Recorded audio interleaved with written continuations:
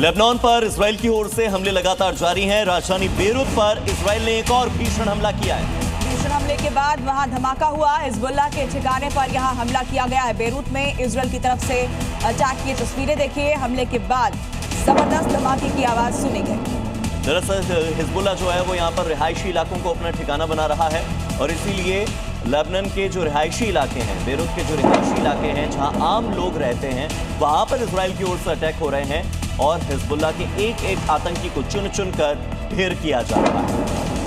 Iran को लेकर Donald Trump ने एक बड़ा दावा कर दिया। ट्रंप ने कहा है कि ईरान एआई की मदद से झूठ फैला रहा है। समुद्र में कामिकाज बोट्स के एआई फुटेज जारी किए गए। जहाजों के जलाने के जो फुटेज है वो नकली है। ईरान की आर्टिफिशियल इंटेलिजेंस तक सीमित है, ये दावा है डोनाल्ड ट्रंप का। वो कह रहे हैं कि ईरान जो जीत के दावे कर रहा है, जो फुटेजेस जारी कर रहा है, वो सब एआई की मदद से, आर्टिफिशियल इंटेलिजेंस की मदद से तैयार किए गए।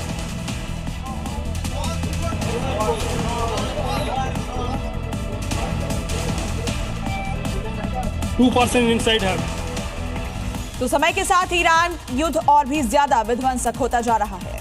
अमेरिकी नौसेना ने ईरान पर हमले तेज कर दिए हैं और इसके लिए टॉमहॉक मिसाइलों को भी ट्रंप ने उतार दिया है। समुद्र से एक साथ 13 टॉमहॉक मिसाइलें ईरान पर दागी गई और इसका वीडियो अमेरिकी नौसेना ने जारी किया, जो ईरान के लक्ष्यों को निशाना बनाने के लिए भेजी गई है।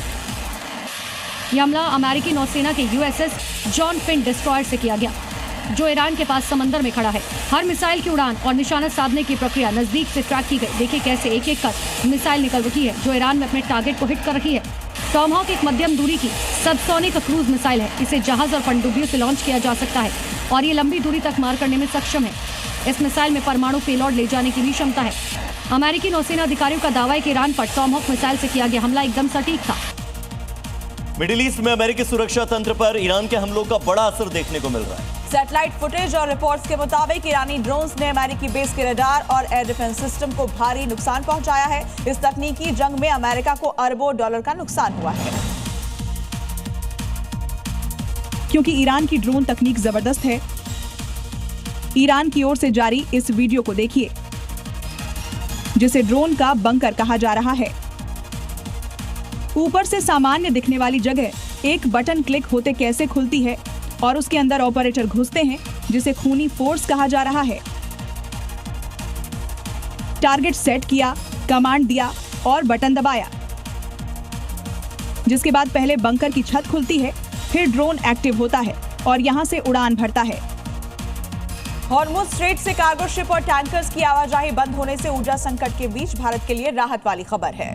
एलपीजी लदे भारत के टैंकर शिवालिक और नंदा देवी हॉर्मुज़ स्ट्रेट को पार करके भारत की तरफ बढ़ चले हैं और इनकी सुरक्षा में भारतीय नौसेना ने अपने 3 वॉरशिप को फारस की खाड़ी के पास तैनात भी कर दिया है। क्योंकि बीते 16 दिनों से जारी मिडिल ईस्ट युद्ध की वजह से ये जहाज हॉर्मुज़ स्ट्रेट में फंसे हुए थे और ईरान यहां से गुजरने वाले जहाजों को चेतावनी भी दे रहा था, जिसे देखते हुए पीएम मोदी ने ईरानी राष्ट्रपति पेजेश्कियान से और एस जयशंकर ने अराक्ची से बातचीत कर भारतीय जहाजों के लिए रास्ते खुलवा दिए। अब शिवालिक और नंदा देवी दोनों भारत की ओर तेजी से बढ़ रहे हैं। इसकी निगरानी के लिए भारतीय नौसेना ने अपने वॉरशिप को पारस की खाड़ी में तैनात कर दिया है।